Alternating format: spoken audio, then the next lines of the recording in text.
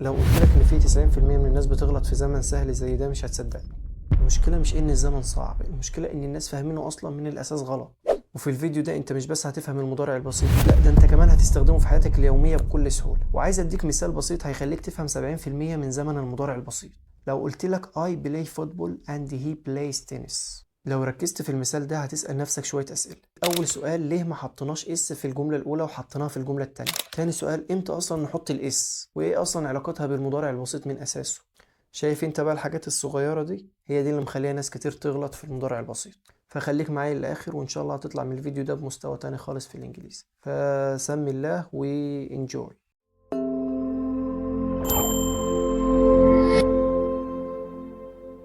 السلام عليكم ورحمة الله وبركاته حبايب قلبي، عاملين ايه؟ يا رب تكونوا بخير. النهاردة ان شاء الله هنشرح اهم قاعدة في الانجليزي وهي زمن المضارع البسيط.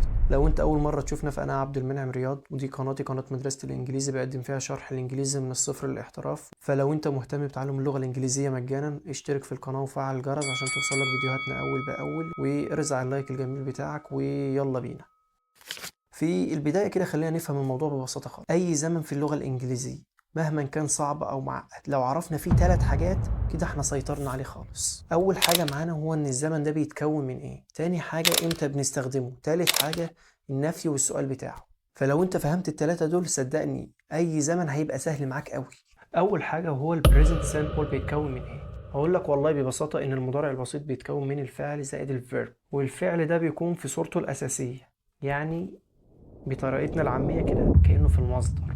يعني الفعل بيكون من غير أي إضافات زي go, drink, think، أي حاجة من اللي هو أنت بتحفظ الفعل عادي من غير أي إضافات. يعني مثلا زي I play, you eat، وهكذا، فعل زائد فعل في المصدر. بس هنا بقى في تفصيلة صغيرة كده هي اللي بتوقع ناس كتير، وهي إمتى نضيف للفعل اس، وده اللي هنفهمه دلوقتي. لو كان الفاعل he أو she أو it أو مفرد، ركز في مفرد ديت، هنضيف للفعل اس. مثلا he plays، لازم تضيف للفعل اس. فواحد هيسألني دلوقتي ويقول اشمعنى بنضيف ل he و she و it وما بنضيفش ال I و we و you و they. هقول لك بصراحة لأن حرف الاس والاي اس والاي اس حروف جدعان قوي وولاد أصول كده، لما بيلاقوا حد ضعيف وغلبان وواقف لوحده كده بيحبوا يقفوا جنبه. هو ده باختصار. فانت عندك ضمائر هي وشي وات، دي ضمائر ضعيفة مفردة. الاس لما بتشوفهم بتروح تقف جنبهم وتساعدهم، على عكس بقى اي وي ويو زي دي ضمائر جمع، فمش محتاجين اصلا مساعدة من حد، فالاس ما بتروح لهمش اصلا خالص. طب واحد تاني بقى هيسألني سؤال ابن لذينه شوية، هيقول لي دلوقتي يا منعم انت توهتني، انت قلت اس واي اس واي اس، ايه الكلام ده؟ انت كده توهتني خالص. اقول لك تعالى بقى، احنا عندنا 3 اضافات بنضيفهم للافعال، اس اي اس اي اي اس. تعالى نبدأ بالاي اس الاول. احنا بنضيف الاي اس لو الفعل انتهى بالخمس نهايات دول، عايزك تحفظهم معايا، السي اتش والاس اتش والاكس والاو والاس. احفظ دول، الخمس نهايات دول مهمين. لو لقيت فعل بينتهي بالخمس كلمات دول يبقى انت كده خلاص هتضيف لهم اي اس، بس طبعا مع الضمائر المفردة اللي هي الهي والشي والات، ولو فعل مفرد زي مثلا واتش يبقى واتشز، عندك جو يبقى جوز، عندك فيكس يبقى فيكسز، عندك باس يبقى باسز. تمام كده خلصنا الاي اس. تعالى ندخل بقى على الاي اي اس. بنستخدمها مع الافعال اللي بتنتهي بواي، ولكن عايزك تشد خط تحت لكن دي، ولكن بشرط ان يكون الحرف اللي قبل الواي ساكن. يعني ايه بقى الكلام ده؟ يعني مثلا كلمة زي study، ركز كده، الواي قبلها دي، حرف الدي ده ساكن، فانت هتشيل الواي وتقلبها اي اي اس يبقى studies. طب واحد يسألني بقى يقول لي طب لو الواي قبلها متحرك هنعمل ايه؟ اقول لك تعالى، الواي لو قبلها متحرك، واحد هيقول لي ايه المتحرك ده؟ اقول لك 5 A E O I U، احفظه A E O I U. فانت لو لقيت حرف الواي قبله متحرك من المتحركين دول، فانت هتسيب الفعل زي ما هو وتضيف له اس بس. يبقى اي فعل بقى هينتهي باي نهاية غير اللي احنا شرحناها دلوقتي هتضيف له اس. يبقى الاس بتيجي مع اي حاجة غير اللي احنا شرحناها. بس هي دي خلاصة الاس والاي اس والاي اس. تعالى بقى كده اديك تمرين بسيط كده، هسيب لك 10 ثواني تفكر ونجاوب مع بعض. اول مثال معانا هو it نقط water. هل drink ولا درانكس ولا درانك؟ فكر يلا، هسيبك 10 ثواني.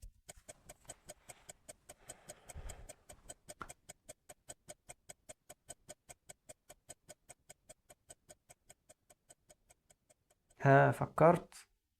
الإجابة ايه؟ شاطر، درينكس. ليه؟ لأن الضمير اللي جاي أو الفاعل اللي جاي ات ده مفرد. احنا قايلين الاس لما بتشوف حد ضعيف أو مفرد بتروح تقف معاه، فهنختار درينكس. ندخل على المثال اللي بعده. we نقط to work.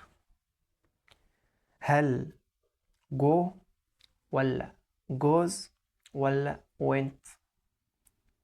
سيب لك 10 ثواني.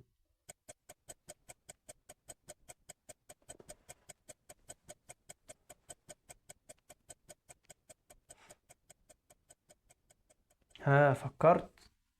شاطر، يبقى go. ليه؟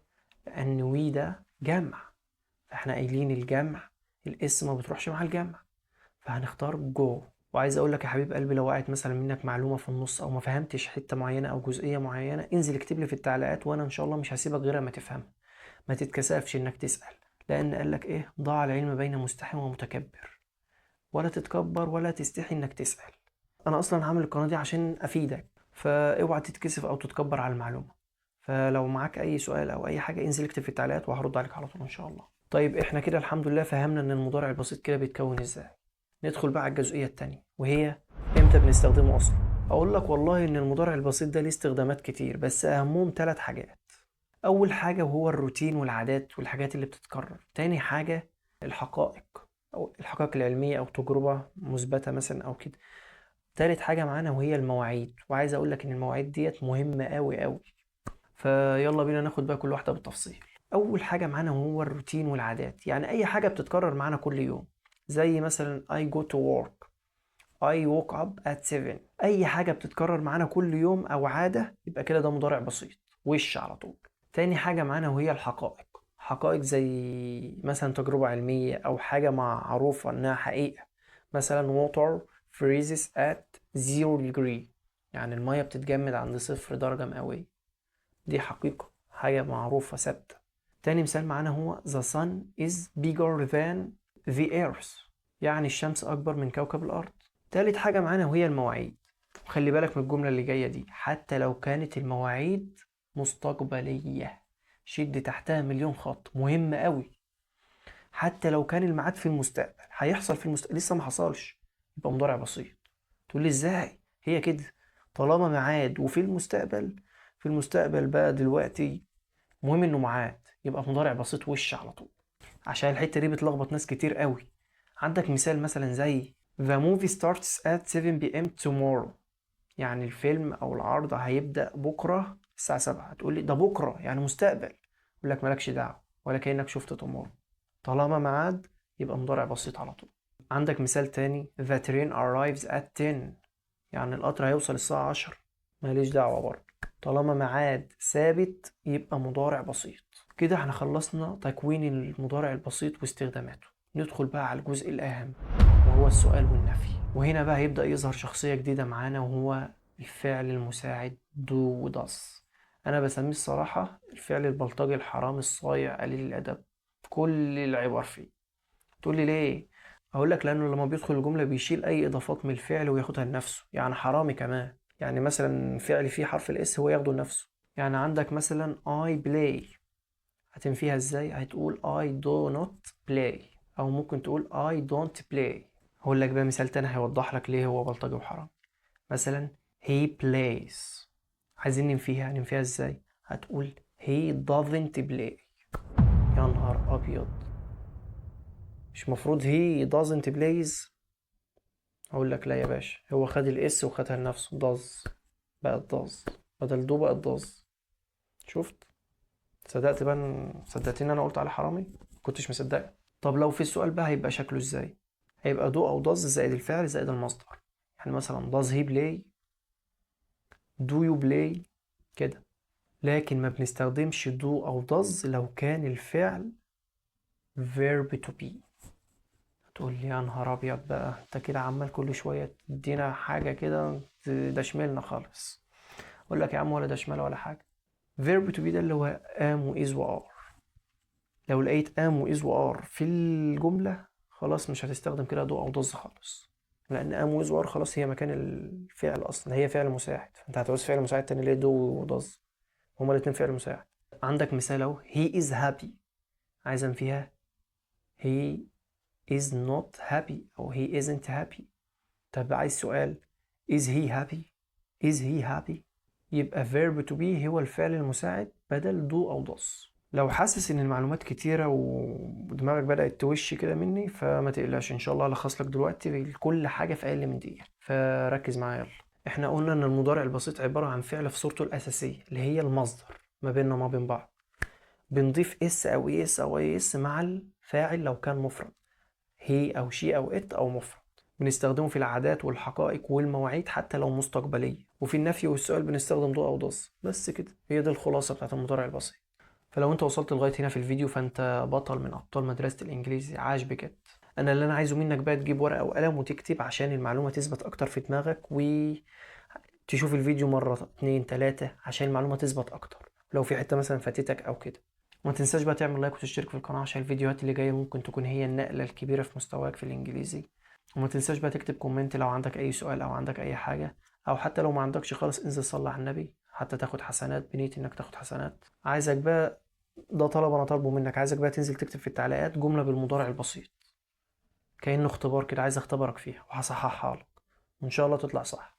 فانزل بقى اكتب جملة، أي جملة بقى، ومش شرط تكون أنا قلتها وبس. اشوفكم بقى على خير في الفيديو الجاي، وما تنساش تصلي على النبي. سلام.